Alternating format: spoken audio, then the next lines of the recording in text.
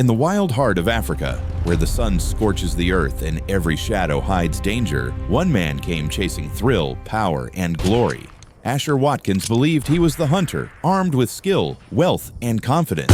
But out here, in the land of the Black Death, nature bows to no one. In a single heartbeat, silence turned to chaos. And the man who came to conquer the wilderness found himself standing face to face with death itself. Hey, copy? Do you copy? Do you copy? Come in. We have a situation.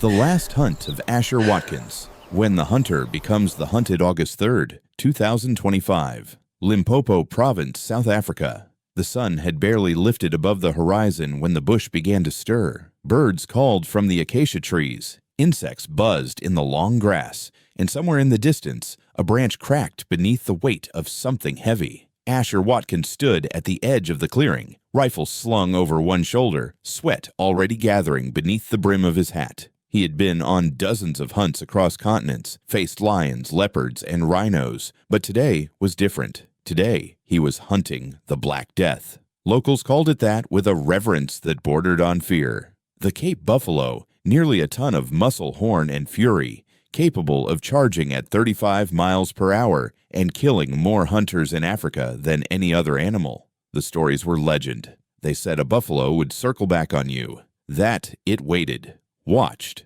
remembered. Asher had dismissed much of it as folklore. Dangerous, sure, but he was a Texas rancher, a man who had faced wild cattle in stampedes and walked away without a scratch.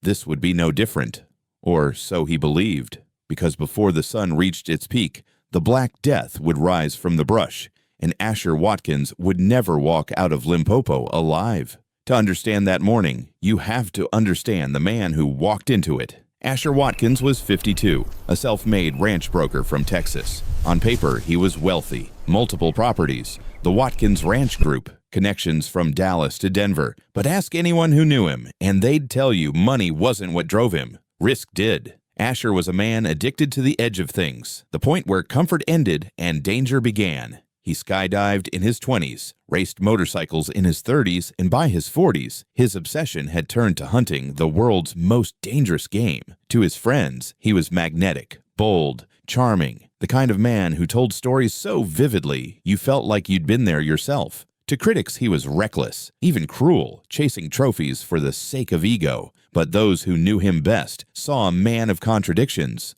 The thrill-seeker who melted when his teenage daughter, Savannah, sent him late-night texts from college. The hunter who, back home, bottle-fed orphaned calves on the ranch. He wanted a legacy, his brother Eamon once said.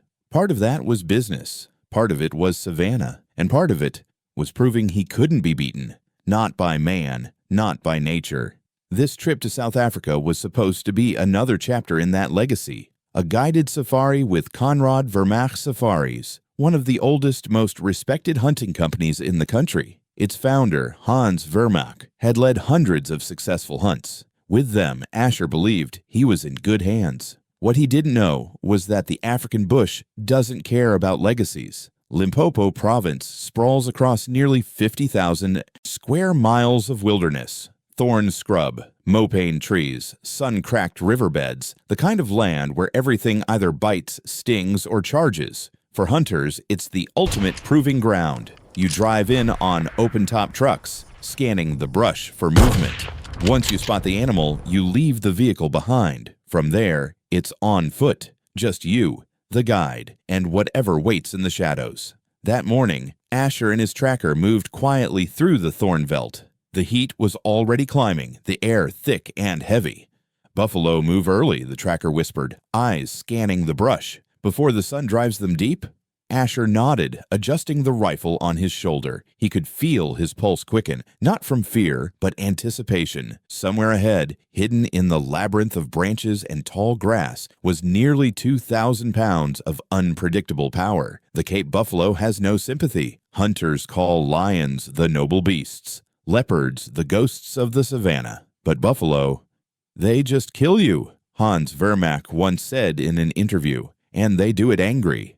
Unlike predators that usually flee when wounded, buffalo charge, sometimes even when unprovoked. Every year, hundreds of people, hunters, farmers, villagers, die beneath their horns. And the most terrifying thing, they don't always run after the first charge. Sometimes they wait, circling back, finishing the job.